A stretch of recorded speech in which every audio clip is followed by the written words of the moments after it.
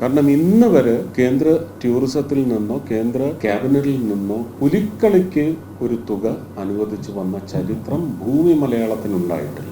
അത് തൃശ്ശൂർക്കാരുടെ ബൃഹത്തായ രാഷ്ട്രീയത്തിന് അതീതമായ നിശ്ചയത്തിന്റെ പുറത്ത് തെരഞ്ഞെടുക്കപ്പെട്ടയാൾ ടൂറിസം മന്ത്രിയായി വന്നതിന്റെ പശ്ചാത്തലത്തിലുണ്ടായ ഒരു പുതിയ മുന്നേറ്റം തന്നെയാണ്. വളരെയധികം സന്തോഷത്തോടെയാണ് ഈ പരിപാടിയിൽ പങ്കെടുത്തുകൊണ്ടിരിക്കുന്നതെന്ന് തീർത്തും പറയാൻ വയ്യ. വലിയ തോതിലുള്ള ദുഃഖവും, അതായത് ചെയ്യാത്ത തെറ്റിനും കുറ്റത്തിനും വെറും അധമ രാഷ്ട്രീയം ഉപയോഗിച്ച് മലിനപ്പെടുത്താൻ ശ്രമിച്ച ഒരു അന്തരീക്ഷത്തിൽ നിന്ന് ഒരു ഉയർപ്പ് മാത്രമാണ് ഇപ്പം സംഭവിച്ചുകൊണ്ടിരിക്കുന്നത്. ഞാൻ പല രാഷ്ട്രീയ പ്രസംഗത്തിലും പറഞ്ഞിട്ടുണ്ട്, മോദിയുടെയും അമിത് ഷായുടെയും ഗജേന്ദ്ര സിംഗ് ഷെഖാവത്തിൻ്റെയും സുരേഷ് ഗോപിയുടെയും വീട്ടിൽ നിന്ന് എടുത്തുകൊണ്ടുവന്നല്ല ഈ പണം കൊടുക്കുന്നത്. ഇന്ത്യയിലെ പണപ്പിരിവ് അത് ചുങ്കത്തിൻ്റെ പേരിൽ പിരിച്ചു വരുന്ന പണം, അതിൽ നിന്ന് ബഡ്ജറ്റ് അലൊക്കേഷൻ വഴി കേന്ദ്ര ബഡ്ജറ്റിൽ നിന്ന് അനുവദിച്ച് തന്നിട്ടുള്ള തുകയിൽ നിന്ന് അത് ഉത്സവകാല ആഘോഷങ്ങൾക്ക് വേണ്ടി കേരളത്തിന് അനുവദിച്ചിട്ടുള്ള 80 ലക്ഷത്തിൽ നിന്ന് കഴിഞ്ഞ വർഷം 2025-26 എന്ന് പറയുമ്പോൾ അത് മാർച്ച് 31 കഴിഞ്ഞു കാലഘട്ടത്തിലെ 80 ലക്ഷത്തിൽ നിന്ന് 50 ലക്ഷമാണ് നെഹ്റു ട്രോഫി വള്ളംകളിക്ക് കൊടുത്തത്. 24 ലക്ഷമാണ് പുലിക്കളി സംഘങ്ങൾക്ക് അനുവദിച്ചത്.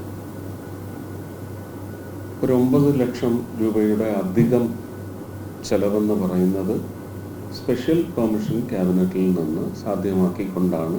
അങ്ങനെ മൊത്തം ഏതാണ്ട് 89 ലക്ഷമാണ് കഴിഞ്ഞ വർഷം കൊടുക്കാൻ സാധിച്ചത്. ഈ വർഷം അത് 80 ലക്ഷവും അതിൽ നിന്ന് 20 ലക്ഷം നെഹ്റു ട്രോഫി, 20 ലക്ഷം ഉത്രട്ടാതി വള്ളംകളി.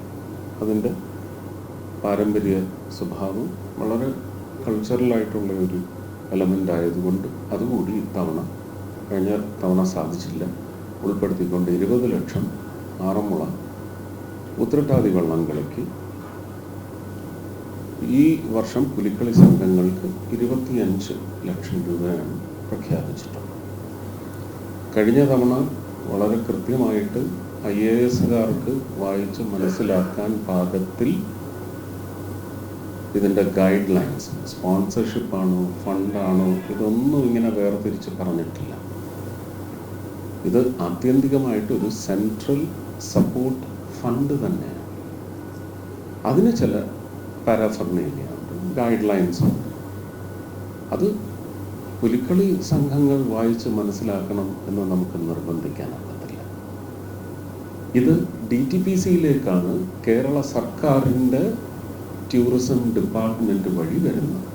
അവിടെ ഇരിക്കുന്ന ടൂറിസം സെക്രട്ടറി തുടങ്ങി ജില്ലാ കളക്ടർ, DTPC-യിലെ ഉദ്യോഗസ്ഥർ എല്ലാം വായിച്ച് മനസ്സിലാക്കേണ്ടത്. ഇതിന് ഞങ്ങൾക്ക് തലേന്നാണ് ഈ ഓർഡർ കിട്ടിയത് എന്ന് പറയുന്നത് അതിലേക്ക് വഴിതെളിച്ച ഒരു അധമ രാഷ്ട്രീയ പ്രവർത്തനം കൂടി ഉദ്യോഗസ്ഥ വൃന്ദത്തിലുണ്ടായിട്ടുണ്ട്. ശ്രീ ബിജു എന്ന് പറയുന്ന കേരളത്തിൻ്റെ ടൂറിസം സെക്രട്ടറിയെ ഒരു 25 തവണ അങ്ങോട്ട് വിളിച്ച്, ഞാൻ മന്ത്രിയായതിനു ശേഷം നടക്കുന്ന രണ്ടാമത്തെ പുലിക്കളിയാണ്, എനിക്കിതിൽ പങ്കാളിയായേ മതിയാവൂ എന്ന് നിർബന്ധപൂർവം പറഞ്ഞതിൻ്റെ പശ്ചാത്തലത്തിൽ ഇവിടുന്ന് സ്റ്റേറ്റ് ഗവൺമെൻറ്റിൻ്റെ ഒരു കത്ത് വരാതെ ഒരു കാരണവശാലും ഇത് അവിടെ ക്യാബിനറ്റിൽ പ്രസൻറ്റ് ചെയ്യാനൊക്കത്തില്ല. കാരണം ഇന്ന് വരെ കേന്ദ്ര ടൂറിസത്തിൽ നിന്നോ കേന്ദ്ര ക്യാബിനറ്റിൽ നിന്നോ പുലിക്കളിക്ക് ഒരു തുക അനുവദിച്ചു വന്ന ചരിത്രം ഭൂമി മലയാളത്തിനുണ്ടായിട്ടില്ല.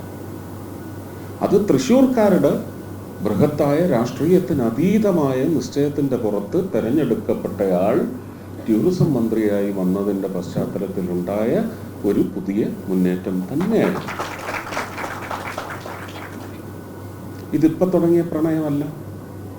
ഞാൻ രാജ്യസഭയിൽ ഉണ്ടായിരുന്ന സമയത്ത് സൗത്ത് സോൺ കൾച്ചർ വഴിയാണ് അന്ന് പ്രധാനമന്ത്രിയോട് പുലിക്കളി ട്രഡീഷൻ, ഇത് ജനങ്ങളുടെ ഉത്സവമാണ്, ഒരു ദേവസ്വത്തിൻ്റെ അല്ല, ഒരു കോർപ്പറേഷൻ്റെയും അല്ല, ഒരു മന്ത്രിസഭയുടെയും അല്ല, ഇത് ജനങ്ങളുടെ ഉത്സവമാണ് എന്ന് പറഞ്ഞതിൻ്റെ പശ്ചാത്തലത്തിൽ അന്ന് ഫണ്ട് കൊടുക്കാൻ നിർവാഹമില്ലാത്തത് കൊണ്ട് പ്രധാനമന്ത്രി നേരിട്ട് സൗത്ത് സോൺ കൾച്ചർ സെൻറ്റർ വഴിയാണ് 1,00,000 രൂപ വെച്ചെന്നാണ് എൻ്റെ ഓർമ്മ കൊടുത്തു.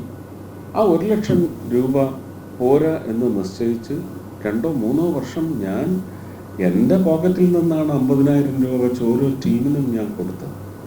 അപ്പോൾ ഈ പുലിക്കളി സംഘത്തോടും ആ സംസ്കാരത്തോടുമുള്ള പ്രണയം തുടങ്ങിയത് MP ആയതിനു ശേഷമല്ല. അത് തുടരും, ഇനി അത് വളരുകയും ചെയ്യും. ആ പാരമ്പര്യത്തെ തന്നെയാണ് പ്രണയിച്ചു പോന്നിട്ടുള്ളത്. അതങ്ങനെ